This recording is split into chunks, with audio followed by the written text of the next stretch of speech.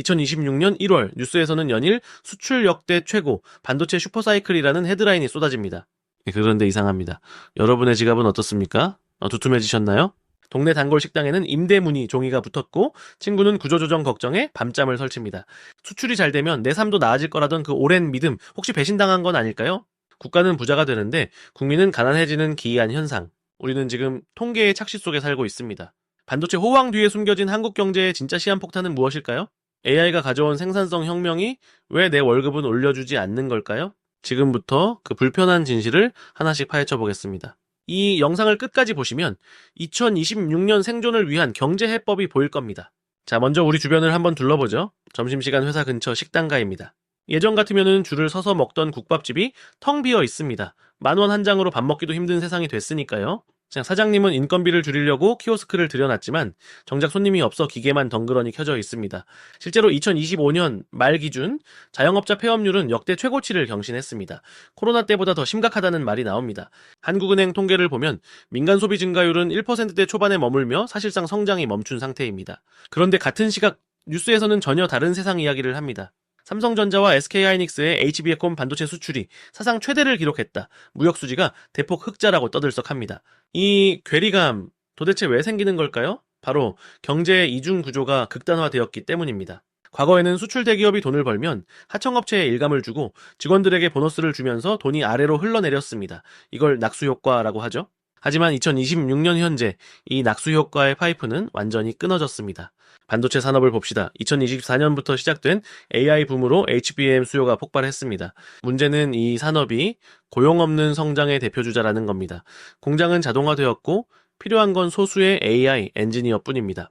수십조 원을 벌어들여도 그 돈이 동네 식당이나 옷가게로 흘러가지 않는 구조가 굳어진 겁니다. 이것이 바로 박상현 이코노미스트가 경고했던 K자형 양극화입니다. 수출은 위로 날아가고 내수는 아래로 추락하는 현상이죠. 여기에 더 무서운 변화가 겹쳤습니다. 바로 AI가 가져온 노동시장의 충격입니다. 2025년 국내 주요 IT 기업들은 신규 채용을 대폭 줄였습니다. 개발자 초봉 6천만 원 시대는 옛말이 됐죠. 박태웅 의장의 통찰대로 AI는 인간의 직업이 아니라 업무를 대체하고 있습니다. 예전엔 10명이 하던 일을 이제 AI 툴을 쓴 3명이 처리합니다. 회사의 이익은 늘어나지만 일자리는 사라집니다. 생산성은 올라갔는데 내 월급은 안 오르는 이유, 경제학적으로는 노동소득 분배율의 하락이라고 부릅니다. 기업이 번 돈이 직원에게 월급으로 가는 비율이 줄어들고 주주나 기계, 소프트웨어 비용으로 빠져나가는 것이죠. 직장인 김모 씨의 사례를 볼까요? 그는 3년째 연봉이 사실상 동결입니다. 회사는 AI 도입으로 비용을 절감해야 한다며 승진도 미뤘습니다. 하지만 물가는 3년 전보다 훨씬 올랐죠? 여기서 등장하는 개념이 바로 실질 임금입니다. 내 통장에 찍히는 돈이 아니라 그 돈으로 살 수 있는 물건의 양이죠. 2024년부터 2025년까지 한국의 실질 임금은 마이너스 행진을 이어갔습니다. 월급은 그대로인데 밥값, 교통비가 다 올랐으니까요. 네, 결국 사람들은 지갑을 닫습니다. 점심은 편의점 도시락으로 때우고 커피는 탕비실 믹스커피로 바꿉니다. 소비가 줄어드니 자영업자가 무너지고 자영업자가 무너지니 내수 경기가 더 얼어붙는 악순환의 고리가 완성됩니다. 그런데 잠깐, 정부는 왜 계속 경기 회복을 말하는 걸까요?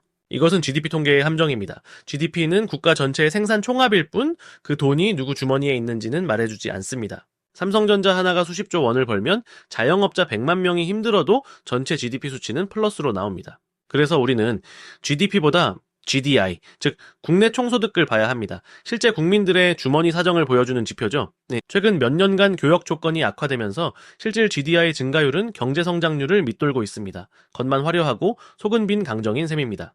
여기에 결정타를 날린 것이 바로 부채와 금리입니다. 2022년부터 시작된 고금리 기조가 2026년인 지금까지도 우리 발목을 잡고 있습니다. 경제학에는 통화정책의 시차라는 게 있습니다. 금리를 올리면 그 고통은 1년, 2년 뒤에 가장 크게 찾아옵니다. 영끌에서 집을 샀던 3040 세대는 지금 월급의 절반 이상을 원리금 갚는 데 쓰고 있습니다. 쓸 돈이 없으니 소비를 못하고 소비가 안 되니 기업은 투자를 안 하고 전형적인 불황의 모습입니다. 그렇다면 이 상황 언제쯤 나아질까요? 안타깝게도 쉽지 않습니다. 중국발 디플레이션 수출이 계속되고 있기 때문입니다. 알리, 테무 같은 초저가 플랫폼이 한국 유통 생태계를 잠식했죠. 싼 물건이 들어오니 소비자한텐 좋은 거 아니냐고요? 그게 바로 저물가의 역설입니다. 국내 중소기업들이 가격 경쟁에서 밀려 문을 닫으면 결국 내 일자리가 사라지는 부메랑이 되어 돌아옵니다.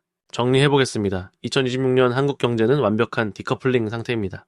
수출 대기업은 AI 로켓을 타고 날아가지만 가계와 자영업자는 부채와 고물가의 늪에 빠져 있습니다. 이건 단순한 경기 변동이 아닙니다. 산업 구조 자체가 바뀌는 거대한 지각 변동입니다. 그럼 우리는 어떻게 생존해야 할까요? 단순히 아껴 쓰자는 말로는 부족합니다. 첫째, 현금 흐름을 확보해야 합니다. 자산 가격 상승을 기대하기보다 매달 들어오는 현금을 지켜야 합니다. 부동산 불패 신화에 기대어 무리한 빚을 내는 건 지금 같은 고금리 장기화 시대엔 자살 행위입니다. 둘째, 나의 노동 가치를 재정의해야 합니다. AI가 대체할 수 없는 영역으로 이동해야 합니다. 단순 반복 업무는 이제 AI에게 넘겨주고 그 AI를 지시하고 관리하는 능력을 키워야 살아남습니다. 실제로 최근 연봉이 오른 직군을 보면 AI 프롬프트 엔지니어나 데이터 분석가 같은 AI 활용 직군뿐입니다. 수출 뉴스가 화려할수록 내 지갑을 더 냉정하게 들여다보세요. 국가의 부가 나의 부가 되는 시대는 끝났습니다. 각자 도생의 시대, 통계의 착시에 속지 않는 눈이 필요합니다. 지금 여러분은 어떤 준비를 하고 계신가요? 댓글로 여러분이 체감하는 경제 상황을 들려주세요. 2023년 대비 2026년의 식바구니 물가지수를 비교해보면 체감 물가는 30% 이상 뛰었습니다. 이것을 슈링크플레이션이라고도 하죠.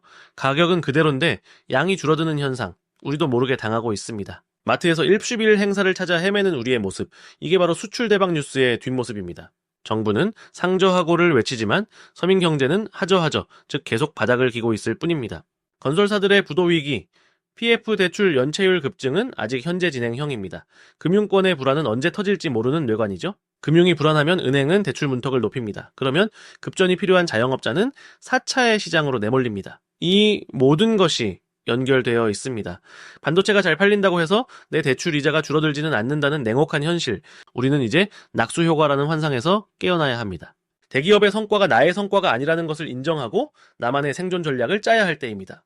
경제 드라이브가 제안하는 2026년 생존 키워드는 각자 도생이 아닌 연대와 혁신입니다. 비슷한 처지의 동료들과 정보를 나누고 새로운 기술을 함께 배우는 커뮤니티가 힘이 됩니다. 실제로 소상공인 협동조합을 만들어 공동 구매로 원가를 낮춘 사례들이 늘고 있습니다. 위기는 위험과 기회의 합성어라고 하죠. 지금의 이 양극화 위기 속에도 기회는 숨어 있습니다. 남들이 보지 못하는 틈새 시장, AI가 대체하지 못하는 감성 서비스 영역을 찾아보세요. 네, 오늘 이야기가 여러분의 2026년 경제 지도에 작은 나침반이 되었기를 바랍니다. 경제는 심리라고 하지만 결국은 현실입니다. 냉철한 현실인식이 희망의 시작입니다. 수출 대박 뉴스에 속지 말고 내 지갑을 지키는 현명한 선택을 하시길 응원합니다. 영상이 도움되셨다면 구독과 좋아요 부탁드립니다. 더 깊이 있는 경제 분석으로 돌아오겠습니다.